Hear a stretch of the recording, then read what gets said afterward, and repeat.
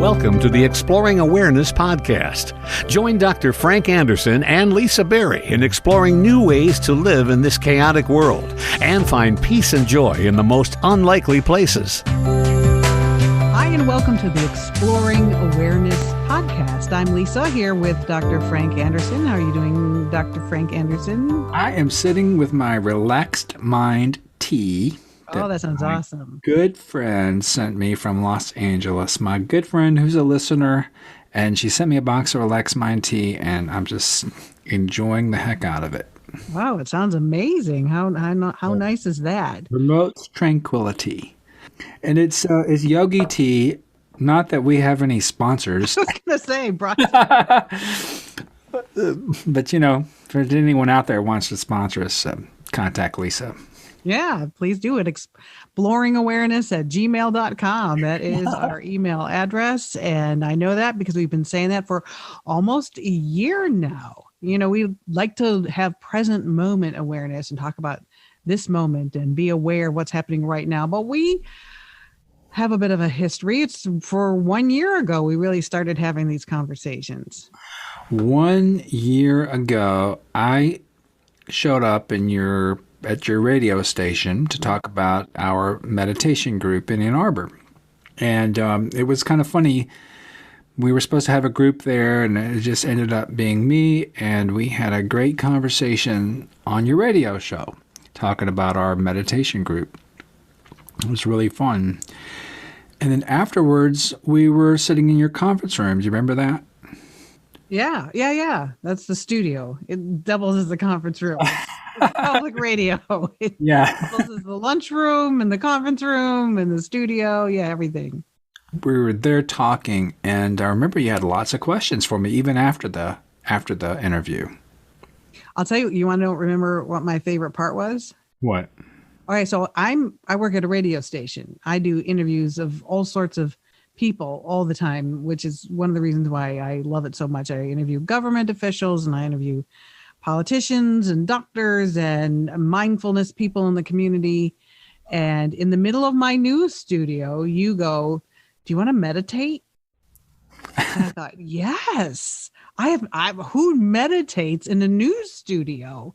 And I was like totally open to it. I'm like, yeah, let's record it. I went into the other room so I could record you leading a meditation. And we included that as part of the interview. And I thought that was like one of the coolest things I ever did. I got to meditate on the job. And it, that started a year of meditations in a podcast now.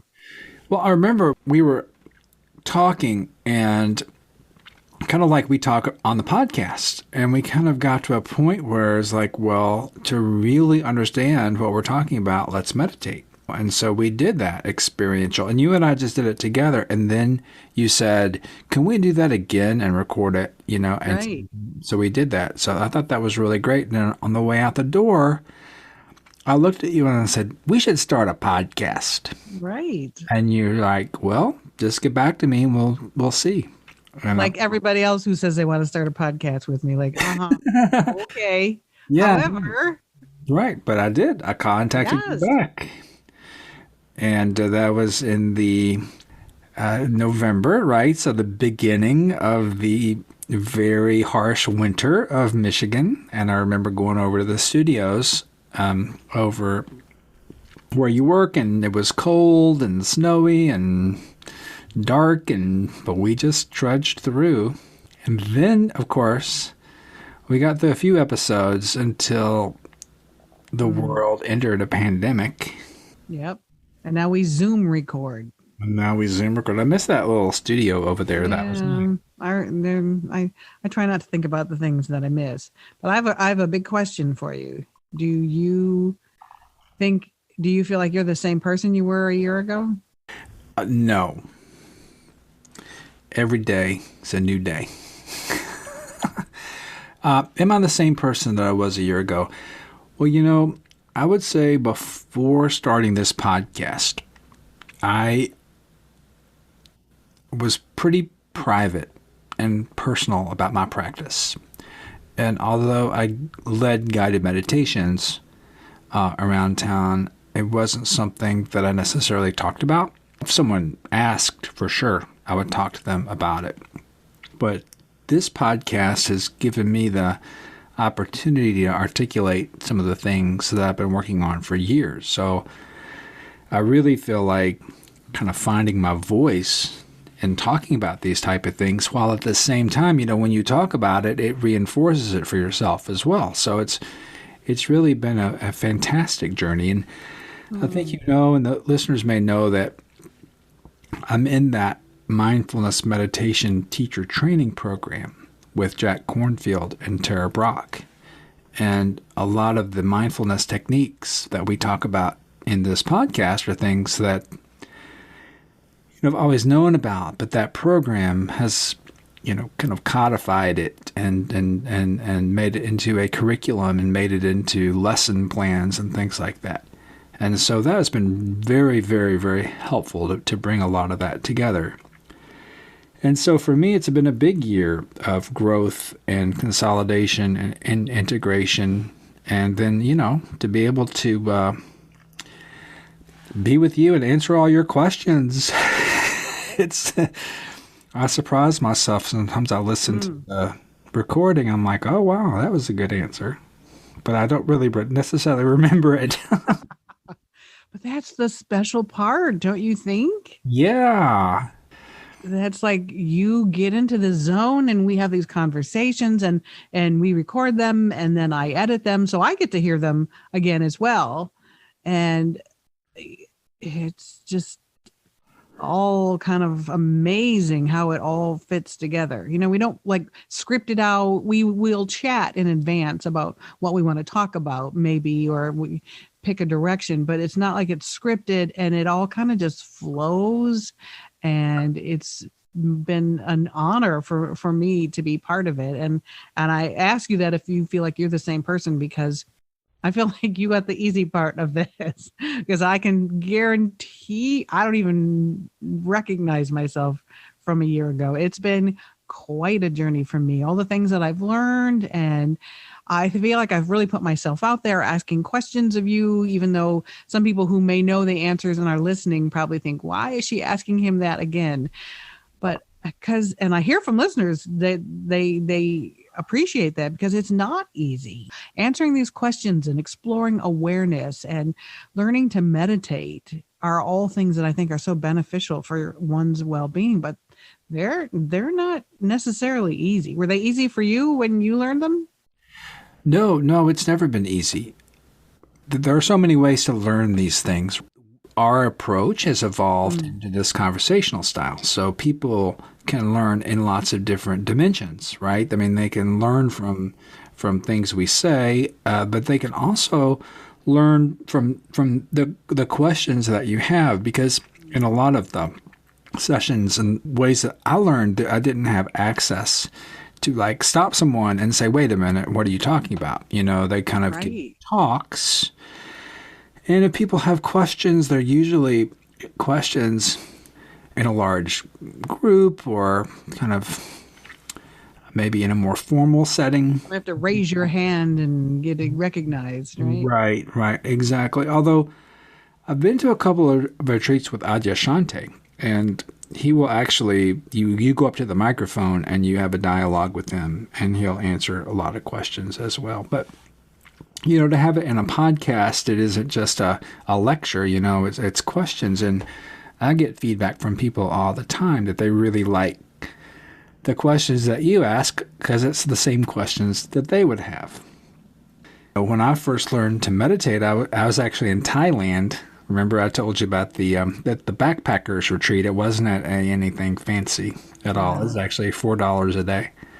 And we were backpacking through at the Suan Mok. So if anyone is going to go to Thailand, they have those retreats. They start on the first day of the month, every month. You could email me for more if you have any questions. But that was just sitting for hours and hours a day. There was very little chance to answer questions, which is okay too, right? And then when I was in a Zen temple, there you could ask questions occasionally as well, but it was a more formal setting. And so the fact that we can kind of provide this kind of setting, I think it's another way for people to learn these things. Well, asking questions is my occupation, and asking questions is pretty much my personality, I would say, as well, because I always think there's learning to be had and lessons to be learned, and it ties in together. But one thing is I love is synchronicity, and the words that we have said in this process, and even the name of this podcast, Exploring Awareness. We talked that over a lot because you really wanted to call this podcast Exploring Awareness, and I didn't know what that meant. I like the word exploring, and I like to be adventurous, so I thought that was good. But what is this awareness? And now since a year ago, since we started talking about this, I hear awareness all the time. Everyone mentions awareness, but not until you like really get into it and talk about it and dissect it and go behind it and dance around in front of it. You, for me at least, really realize what we're talking about when we're talking about awareness, and then how beneficial it is. It sounds kind of simple or abstract. I'm not sure if those are. We were talking to different people about what the title would be, and it isn't so intuitive, is it? Explore. No, yeah, that's a great way to put it. There's other things that may be, on the surface more straightforward. But I wanted the title to be. It's not a question, but it's an invitation to go a little bit deeper. So it isn't intuitive when you first see it. So it actually becomes the question, it becomes the journey, this exploring awareness. And, this is not the Frank and Lisa podcast. It's the exploring awareness, because what we're really doing is it's about the awareness. It's not about any particular individual. So where did you first encounter awareness? How did your curiosity to dive deep into awareness, where did that come from? Well, I'll tell you, when I first learned meditation in Thailand, they called it insight meditation. Okay. And there's like a Buddhist word called vipassana that some people might hear, but it's insight. It's gaining insight. And so I don't remember them using the word awareness there. And then I spent time at a Zen temple, and their form of meditation is concentration meditation. So it was always, you just put a thought, or at first they start you out counting, and then they put a word. You actually train your mind to focus on that particular word, and that's very different than insight meditation. But I was having these experiences in that meditation, and I kind of did a lot of insight meditation, the kind of meditation we do even during the Zen practice. They don't know what you're doing when your eyes are closed. Yeah, so I was having experiences during meditation that I didn't really have any words to put to it. It was this sense of being. I saw on Facebook a couple of Adyashanti quotes, and I'm like, ooh, now that's the words that are describing what I'm experiencing. And I had just never seen that put into words like that. And so I started reading Adyashanti, and he uses the word awareness a lot.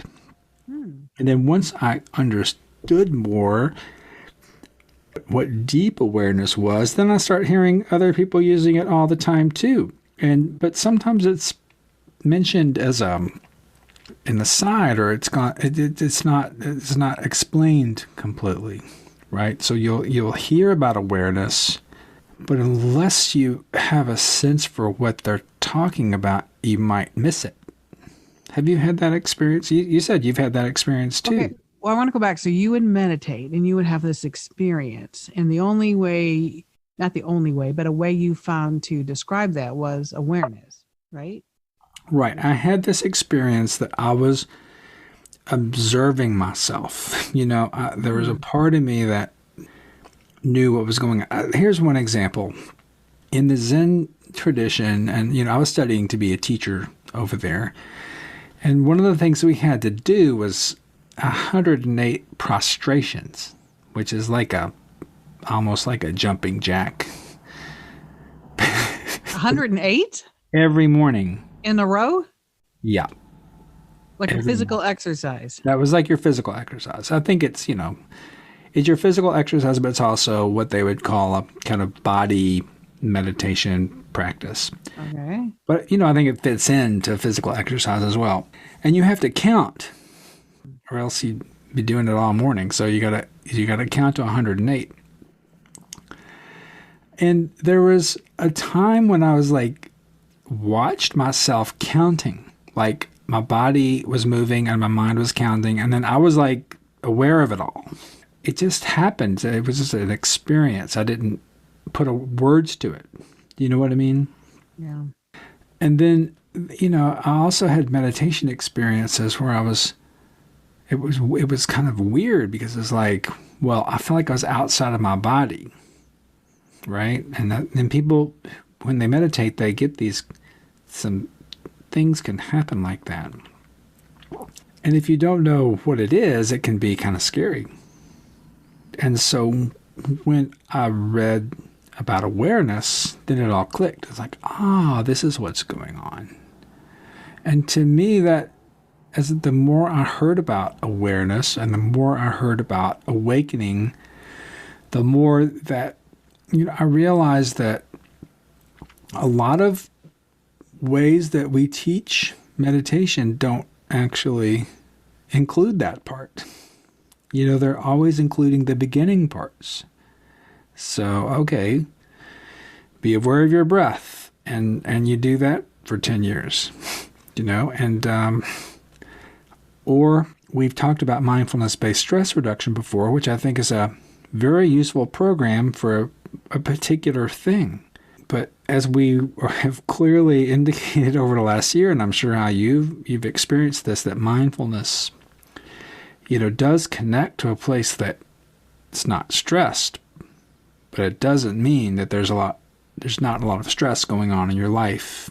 And sometimes with awareness, you become even more aware of things that you were unconscious of before, which actually can create some painful realizations, stressful realizations that have to be worked through, and that's what some people do. When they're in meditation and they start to realize, well, geez, some of the things that are giving me problems are based on my childhood. And some people need to see a therapist or, get some help working through some of those things. So we know that, these practices aren't only for stress reduction. You want to take them further along. So my approach has always been, let's just lay out the whole thing at the beginning, and then people, at least have a way to work toward it. That it's not just about being aware of your breath. There's actually a potential here for something a lot deeper. And to understand awareness, to wake up to your truth, there's an opportunity here. And we've talked about, another way and having some faith that that's possible. And if you have faith because you're hearing someone else has done that, that might be enough faith. And it's not just one person, it's lots of people. And so, I didn't want to have the introduction to mindfulness podcast. I didn't want to have the Be Relaxed and Be Happy podcast. I wanted to take what I had learned and make it approachable to people, make it available to people, and not hold anything back. That's just the techniques and methods that I wanted to use. And I had a friend who has an Exploring Astrology podcast, and I always thought that was a interesting term. So I kind of, he changed the name of his podcast anyways, but I thought exploring, so I had that idea exploring in his podcast, and the exploring awareness just seemed exactly what I was doing in my own personal life.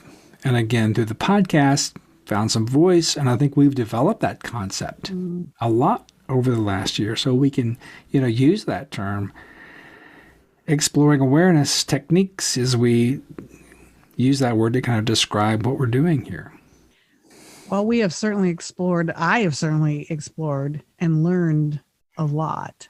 And I have so many things to say about what you just said, but I wanted you to get it all out. But one of them is talking about meditation and how some uncomfortable things come up. And I try to apply the awareness technique to that, which prompts me to ask the question, what do you do with that stuff when it comes up, when you're meditating and you are exploring, and all of a sudden maybe some emotions or uncomfortable thoughts come up?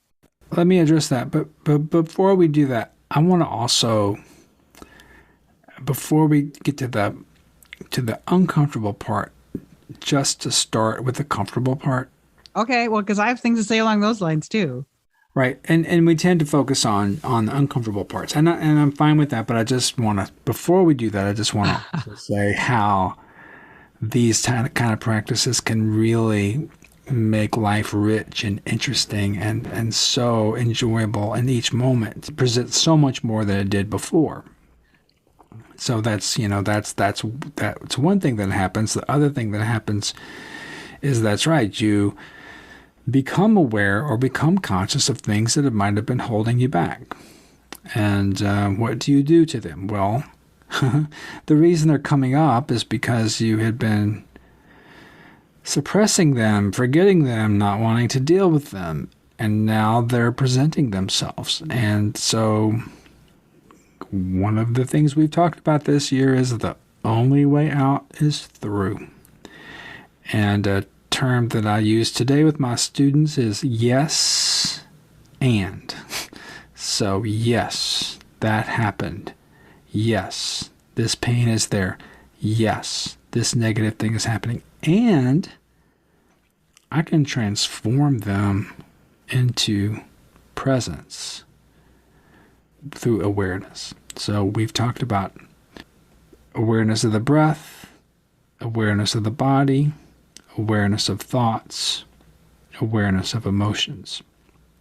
And so when these things come up, they get brought up into the field of awareness. They are what they are. And then perhaps you do get a realization that these are things that happened in the past, or if you're, focused on the future, you see them for what they are.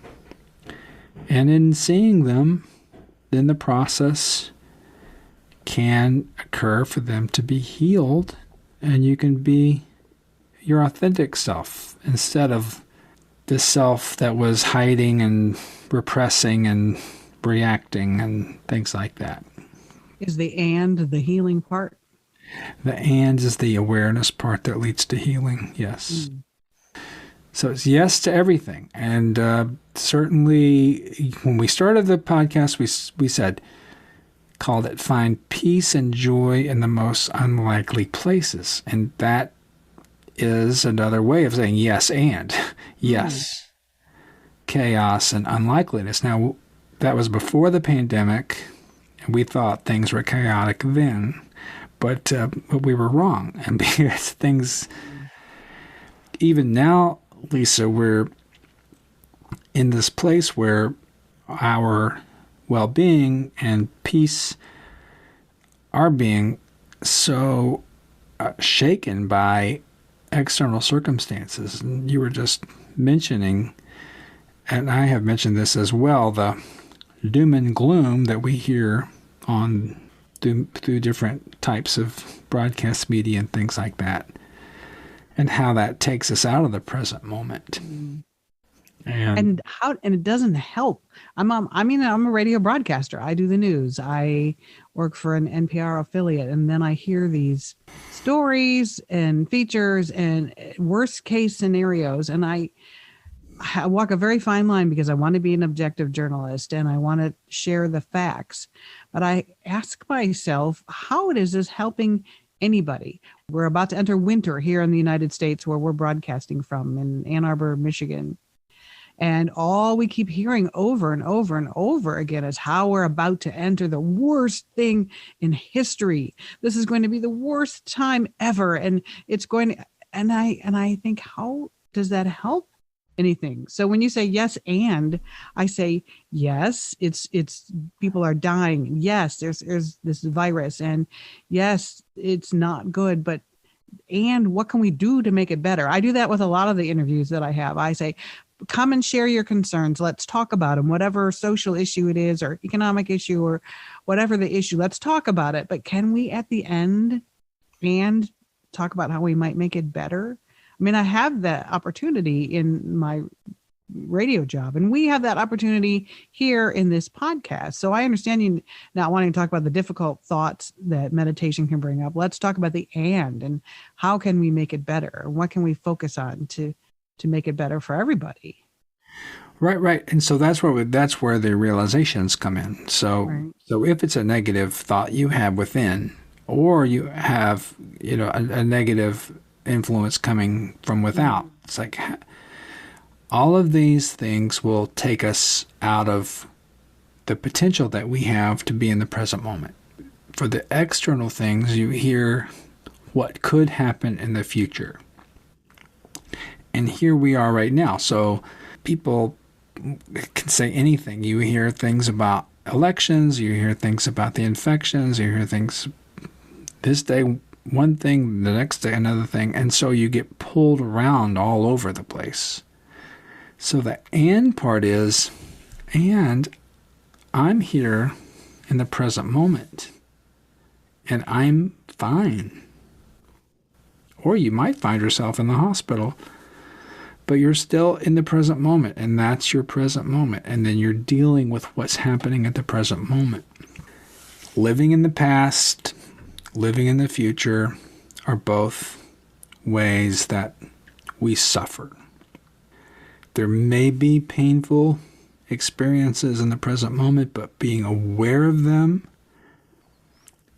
being aware of the pain is very different than suffering. And we've had a whole episode on pain and suffering. So the and is, and there's another way. There is another way. So you can listen to the dire predictions on the news, and you can worry yourself to death and worry your neighbors and send texts and live in fear. And, I think most people hopefully don't get so fearful from this kind of thing. I mean, we're almost numb to it because it's just, so common. But I want to invite everyone, at least to take an opportunity and have some bit of faith that there is another way.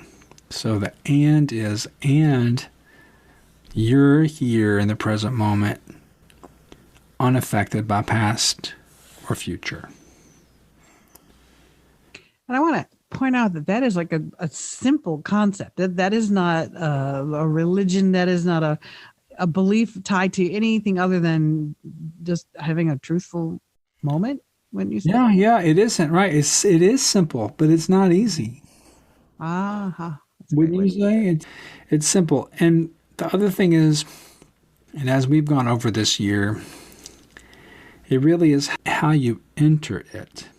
It's a great tool to return to your breath when you're having a difficult situation. Take a breath, or take 3 breaths before you talk, or count to 6, or count to 10.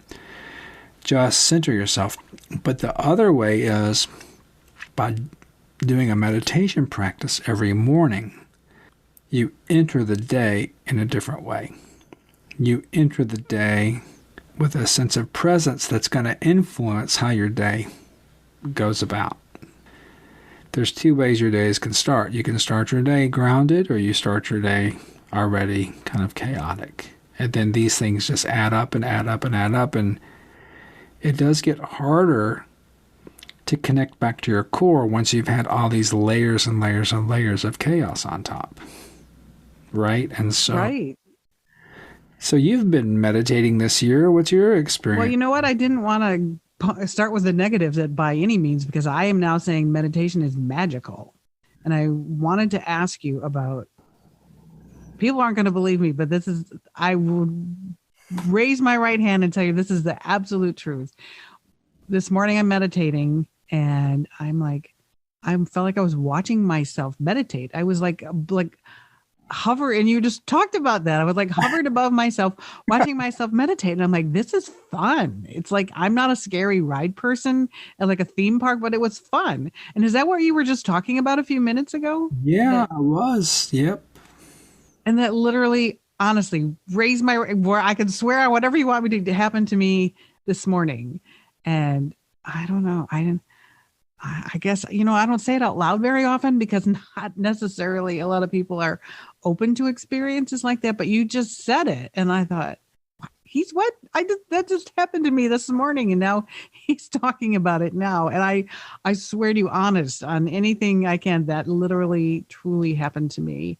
And I didn't think much of it at the time, other than I was having, I get these moments where they're pretty intense for me. And I'm processing a lot of things. And I was just having one of those moments this morning. And I thought, all right, present moment awareness. We talk about that. I'm going to put it to use. I'm just going to try to be aware of this moment and connect to my core and connect to my calm and just try to meditate. The next thing I know, I'm like kind of watching myself meditating. And now you're mentioning it. And that just makes me happy that things like that happen. I feel like there's a purpose in all this. Well, right. And it's an experience. You can't think that stuff up. No, not at all. And, it does bring up this concept of the watcher or the witness. So, if you look into certain writings about meditation, you might see the watcher or the witness, the part of you that sees what's going on. And there's a phase sometimes in people's process where that seems like a separate thing. What do you mean? Is there a watcher and then there's you, right? Yeah.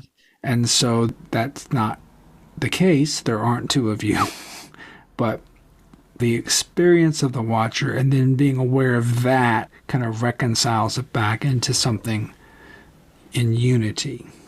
But it can be scary if you think that there's like you're floating or something. Okay, can we go back to the unity part just so I can make sure I understand what you just said?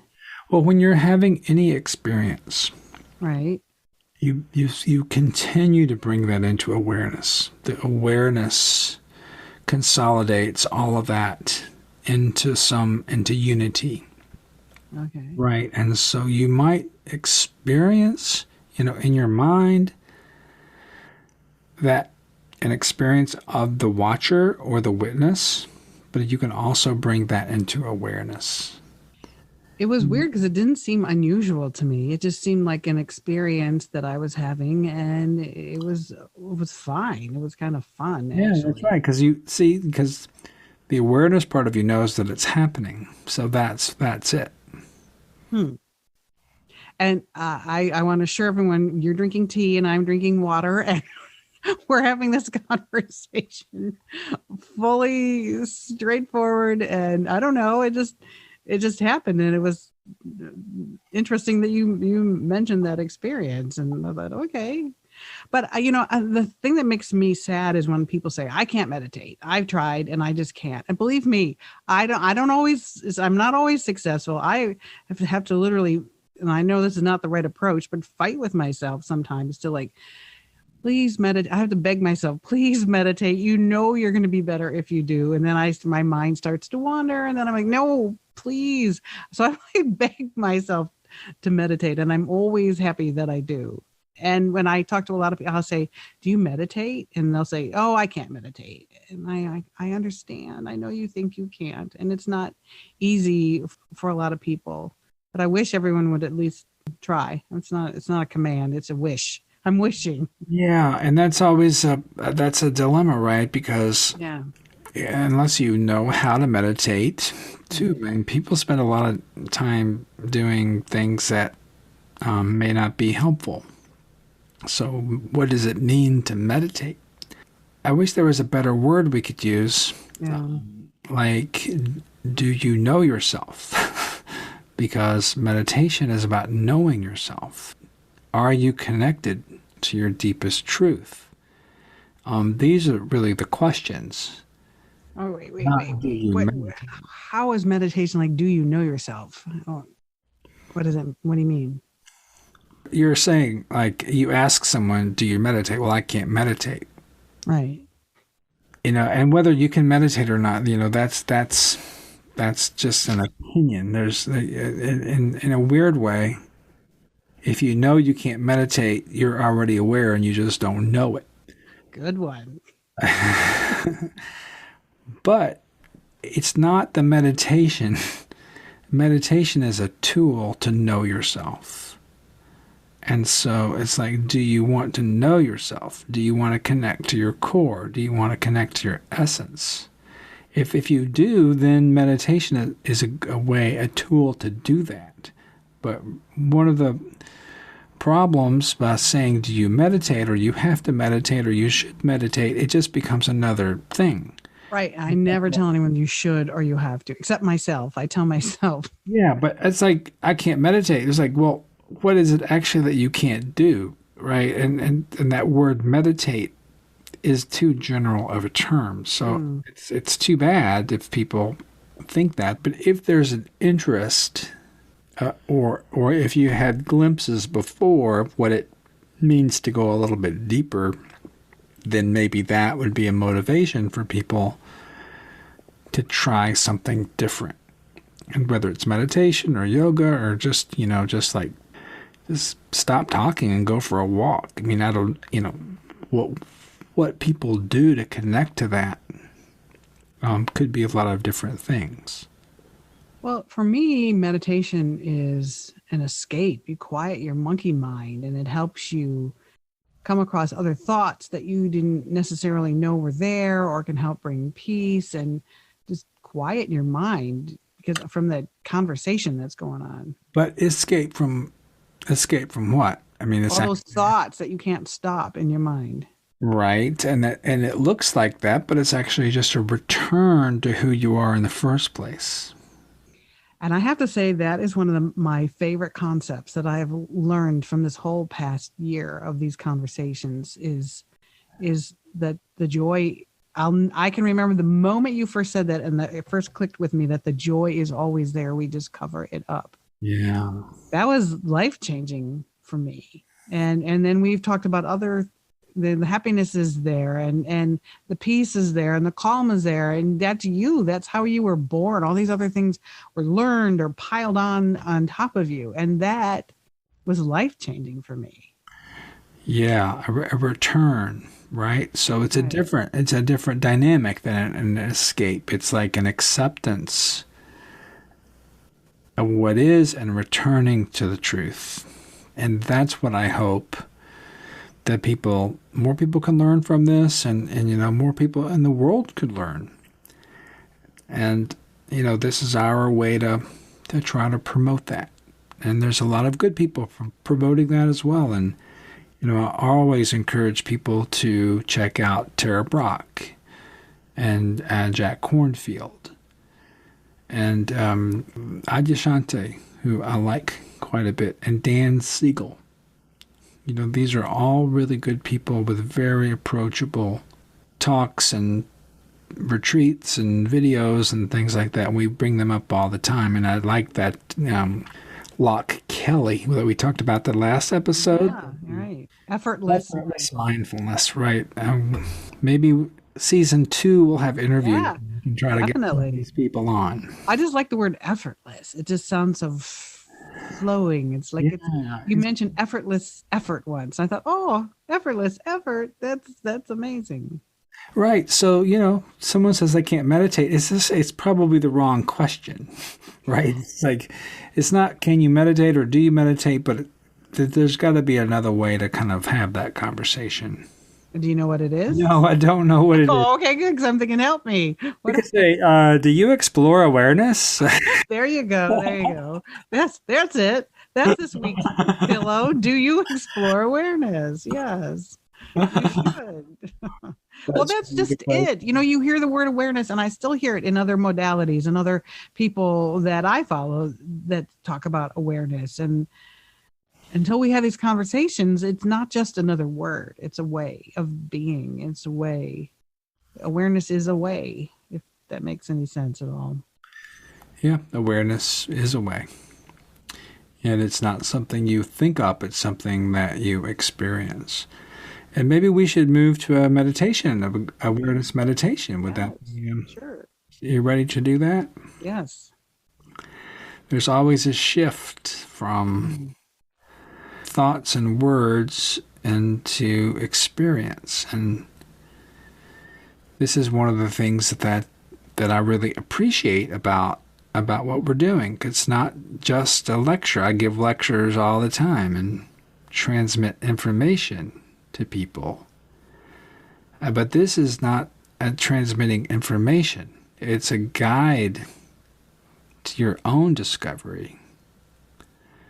It's teaching in a way, but it's a guiding to your own knowledge that you already have and maybe don't know. And so the question always is, how do we do that? And it may be, for some people, sound too easy, too simple. But it does start, well, you know how it starts, Lisa? At the beginning, with a breath, with your breath, awareness of your breath, right? Right. And so if you'll allow that, something so simple, and just settle in your chair and let the body relax.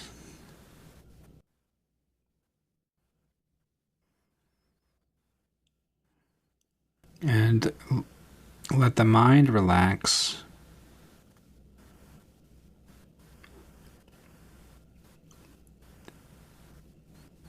And then you'll notice, you will become aware that you're breathing.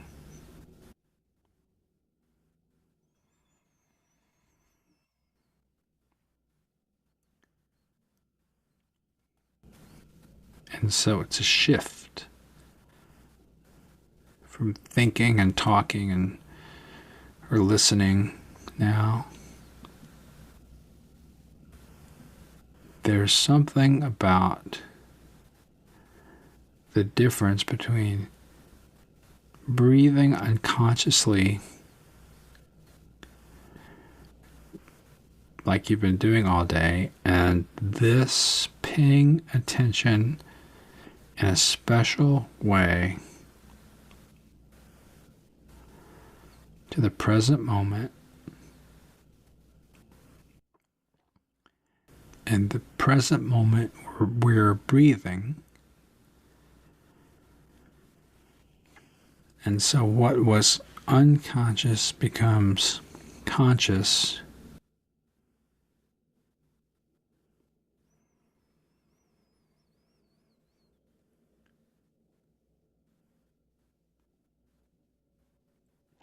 And so we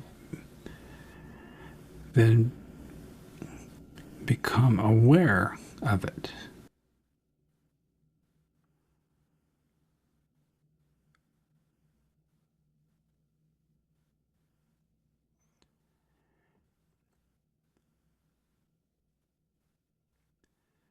Which also might seem obvious at one level.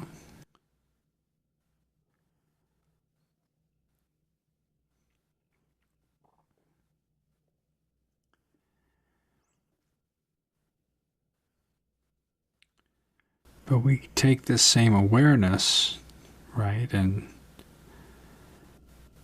you can be aware of your whole body.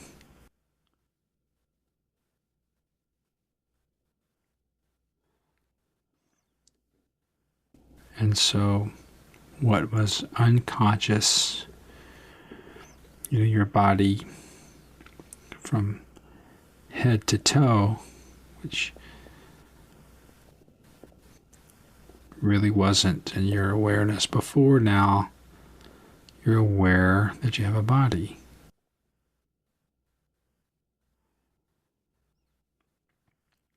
With all of its muscles and bones and organs and etc. And then up in the head, you have your brain,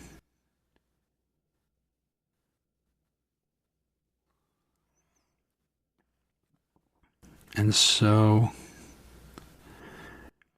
what was unconscious is now becoming conscious. And so we became conscious of the breath, we became conscious of the body, and now we can become conscious of the brain producing thoughts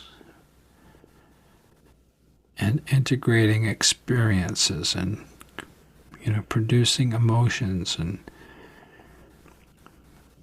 difficult memories and wonderful memories, taking in information about people's opinions of the future.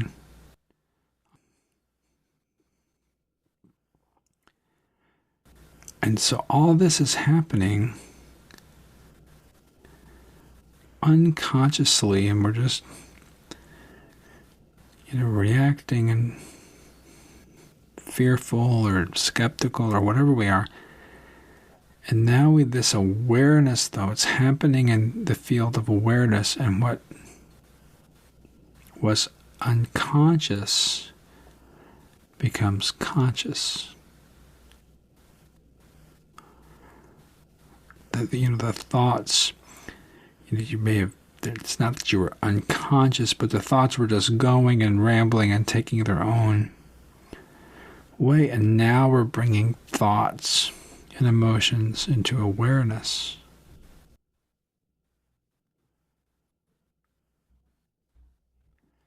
And if you can be aware of those thoughts,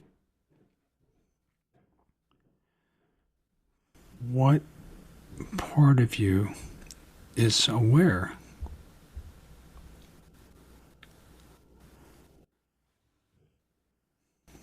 And if you think you know the answer, then be aware of that thought.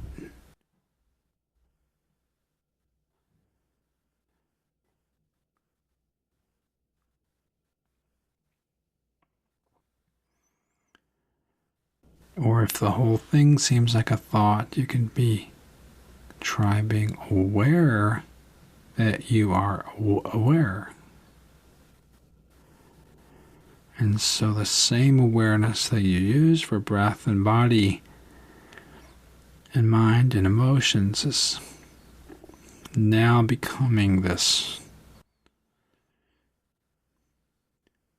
deeper sense of presence that knows everything that's going on and is not affected by it.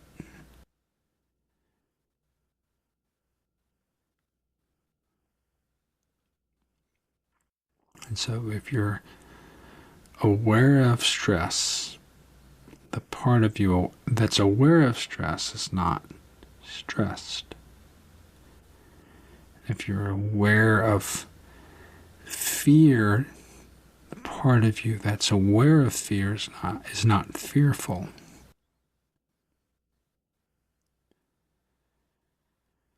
And so we're exploring awareness using the mindfulness techniques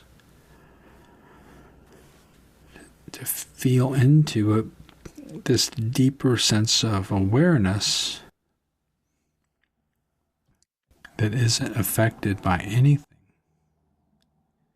And it's the same awareness that you had as a baby, and the same awareness that you will have till the end of this physical life.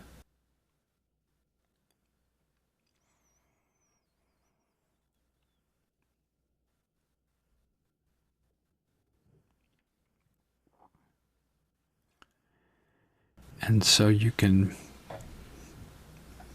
cultivate this place that's already there.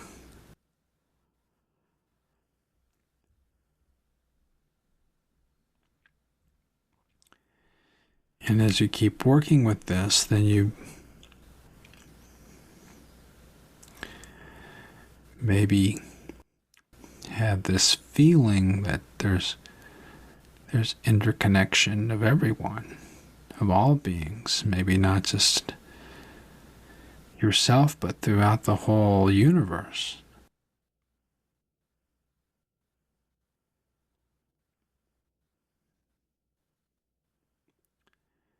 Maybe this connects you to some deeper aspects of your religion.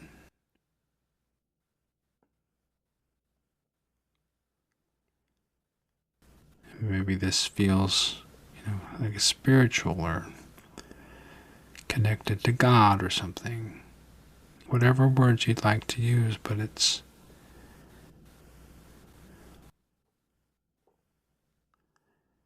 not a belief here, it's an experience or a realization,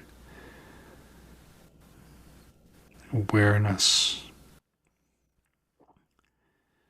has helped us realize that there's way more to our lives than our aches and pains and our fears and regrets. We see that then as a very small part of this experience of life that's much larger, much richer. And that brings a sense of peace,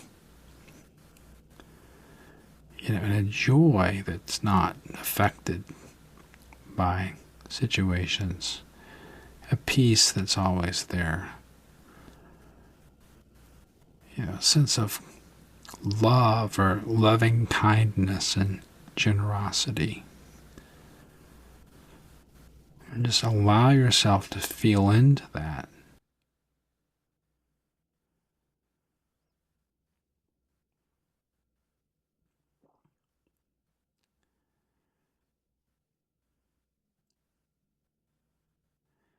And the more you get to know this place, the more these things drive your interactions and your decisions and your work life, your family life. The natural, organic expressions of these innate qualities that we connect to through these exploring awareness.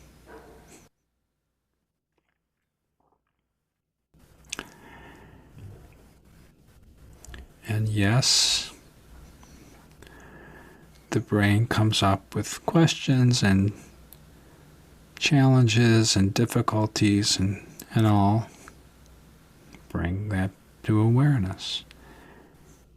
Or go back to the breath and connect to awareness of the breath. It's much easier. Work with that. Learn what that feels like. Then bring it back then to body, thoughts, and emotions. And just repeat.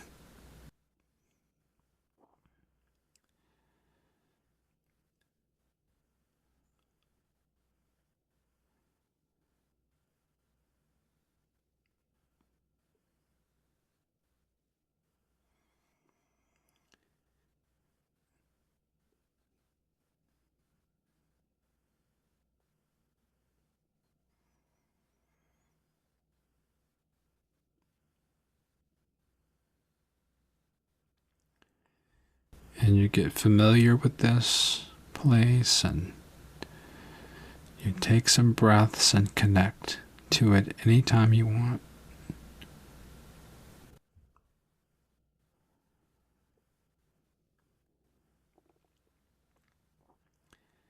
And this is another way.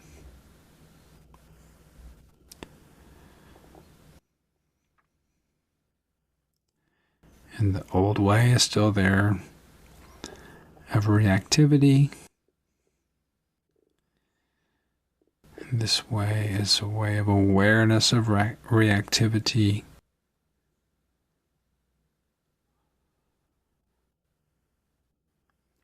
And the action is response. Yes, these things are happening, and I can transform everything into presence.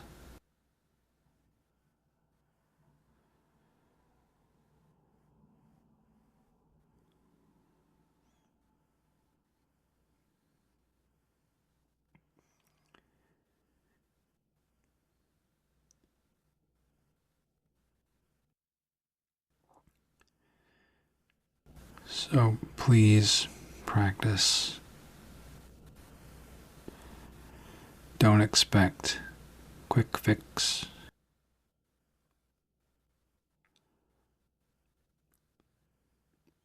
Give yourself a gift. This gifting season of patience, compassion, understanding, forgiveness.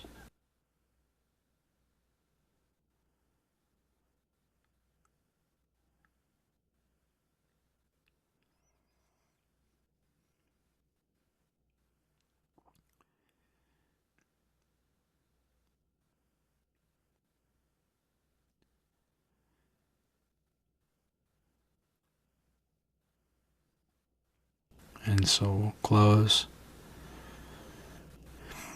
and just take a couple of breaths and open your eyes.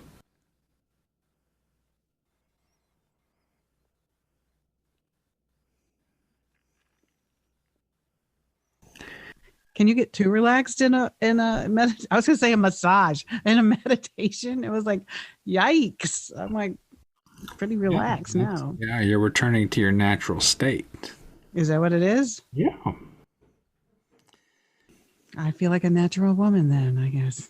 Yeah, there you go. That's a song. Yep. Yeah. Well, there is a natural sense to what we're talking about. We never talk about that, really, the natural sense. No, we'll have to talk about that next time. But yeah, yes. Absolutely. Well, thank you for leading us in that, and thank you for 1 year down. Yay! How many more to go? Well, we'll have to have another anniversary on our first episode day, but this Okay. hatching of the idea 1 year ago.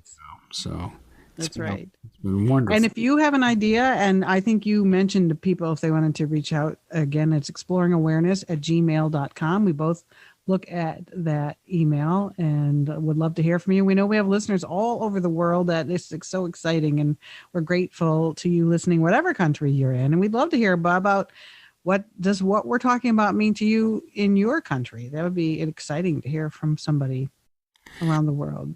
It would be. We'd love to hear from your emails. And we also even said once, someone wants to ask a question, while we're recording, we could even put you on and we could have a brief discussion with you as well. So I would, if you were interested in that, you could send us an email and we could talk about that, and you could ask me and Lisa really hard questions too. Right. And we're on Facebook if you want to check us out there, Instagram, Twitter account, and our webpage is?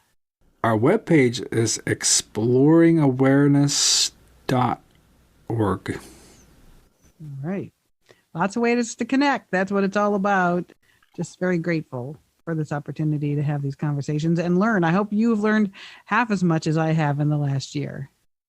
Yes, I hope the listeners have learned a lot too. I know I have learned a lot, and I really appreciate the opportunity to work with you and to connect to all of our listeners, and keep practicing, keep trying, have some faith.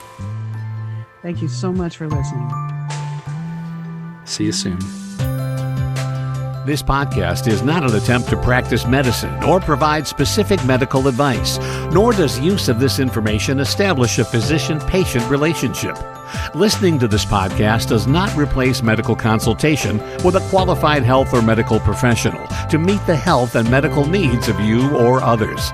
If you are having problems, please see your primary care provider or your local mental health professional.